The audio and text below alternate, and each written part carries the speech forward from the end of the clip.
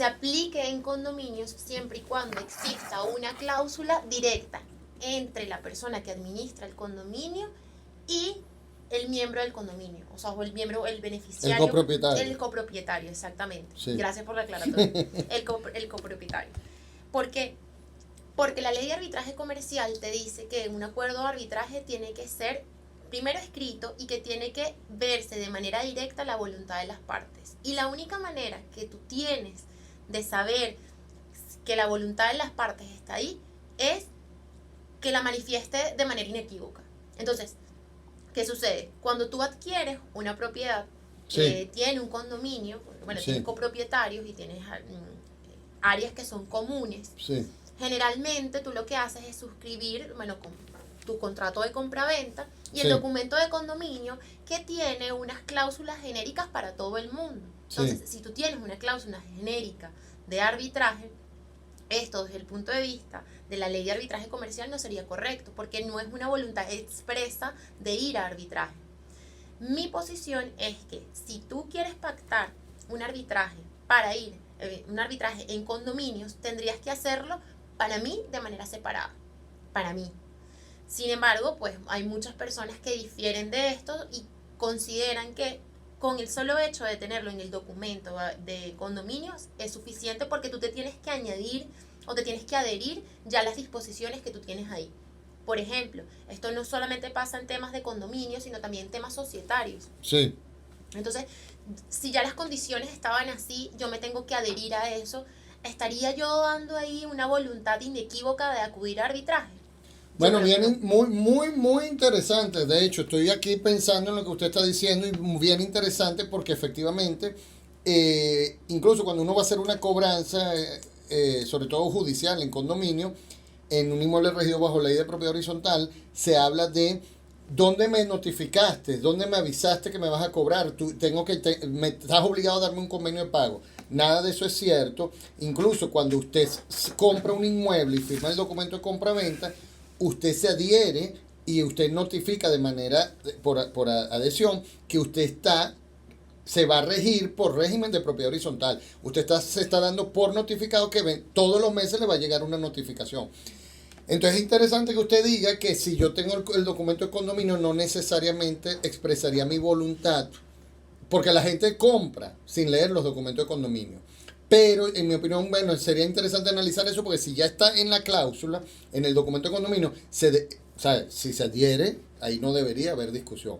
Ahora, otro tema que me llamó la atención de ese punto es que usted dice, bueno, entre el administrador y el condominio o el copropietario, no necesariamente siempre el problema sería contra la administradora, porque a veces entre los copropietarios, de hecho, pero sí a veces con la administradora, pero lo que me llama la atención es que el copropietario por lo menos es de más larga data.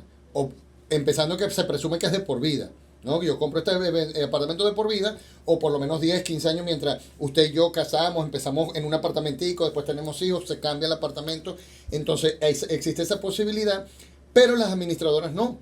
Las administradoras pueden durar 1 año, 2 años, 10 años o 6 meses, dependiendo de lo buenas o malas que sean. Y aquí la mayoría de las administradoras que nos están siguiendo, por cierto, que se está conectando una, sabe cuál es nuestra posición muy agresiva con las administradoras. Entonces, pero es muy interesante lo que me acaba de decir, de verdad que me llamó mucho la atención. La felicito por ese punto de vista. Precisamente para eso es la hora de Natalia Legal, doctora. Bueno, es que básicamente tenemos que partir del punto de, para tú poder ir a arbitraje, por lo menos en temas comerciales, necesitas un acuerdo.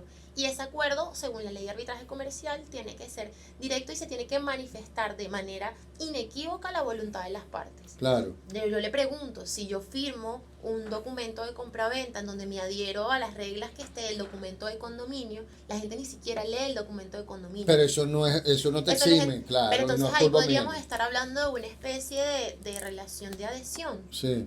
Y hay particularidades con respecto al arbitraje y los contratos de adhesión, por así decirlo. Sí. Entonces, o para irme a un ejemplo más ilustrativo, podríamos hablar entonces cuando usted se mete en una página web, en Amazon, bueno, en cualquier otra página donde usted compra, tú tienes unos términos y condiciones que generalmente aceptas. Correcto, ¿cierto? Sí. Sin leer, pero tú los aceptas. Alguna de esas páginas te sale nuevamente una nueva ventanita con un acuerdo de arbitraje. en donde tú aceptas los términos y condiciones, todo. Y si no los aceptas, te sales de mi página. Pero tú tienes la opción de declinar o aceptar el acuerdo de arbitraje e igual tú tienes permitido acceder a lo otro, claro. Exactamente, entonces ahí desde es que el arbitraje es como optativo, pues lo que está diciendo. Exactamente, porque es que yo no te puedo a ti en una relación de adhesión obligar a la cláusula arbitral. A la cláusula. Entonces, no estoy diciendo que en un documento de condominio te estén obligando, porque tú tienes la opción simplemente de no firmarlo, pero entonces no, si tú no firmas el documento de condominio. Yo recientemente, hace unas semanas apenas, tenemos un documento de condominio en la mano de un inmueble bastante grande aquí en Venezuela que fue ejecutado. Y nos llamó la atención que nos pareció visionario, futurista, que pusieron una cláusula arbitral, porque ese documento tiene como 20 años.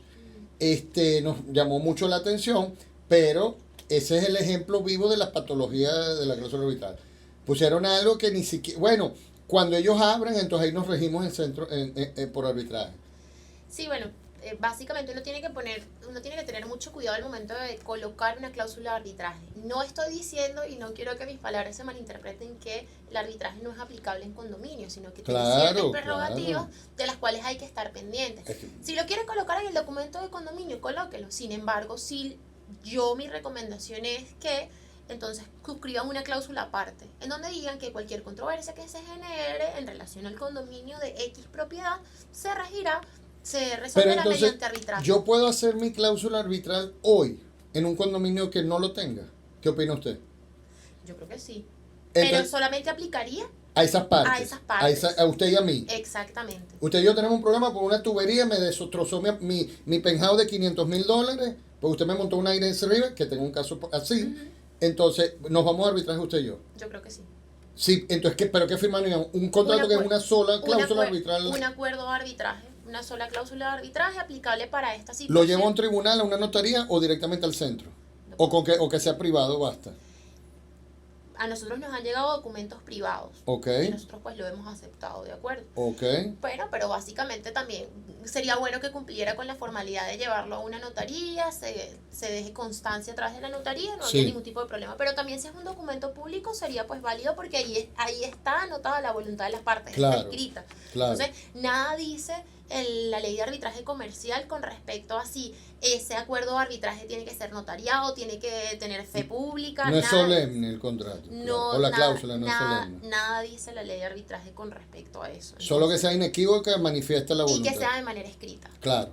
Que sea de manera escrita, porque bueno, como le digo, de repente usted y yo nos podemos poner de acuerdo que miramos a ir a arbitraje, pero eso no está escrito en ningún lado, entonces esta cláusula, ese acuerdo no es válido y es inexistente. Claro.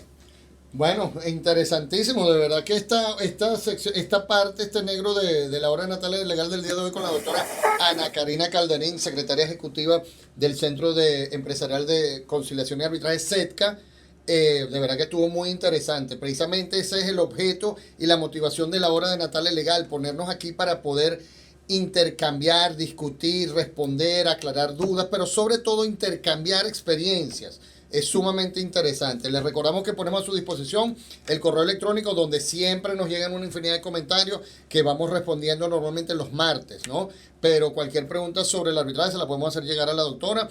radio@natalelegal.com radio@natalelegal.com. Estamos en vivo en el 212-781-7911, la mensajería de texto 0424-271-7413. Saludos, Tony Agüero, Ruperto 26, saludos, aquí nos siguen comentando y escribiendo. Casablanca Margarita, Mari Gibson 270, que siempre ha sido. Norma Cerero, gracias. Norma Cerero tuvo un caso que estuvo a punto de ir a arbitraje también, así que bueno, gracias y saludos a todos. La hora de la segunda y última pausa por el día de hoy aquí en la hora de Natalia Legal a través de Radio Sensación 830. Vamos a esta brevísima pausa y continuamos con ustedes. Ya volvemos.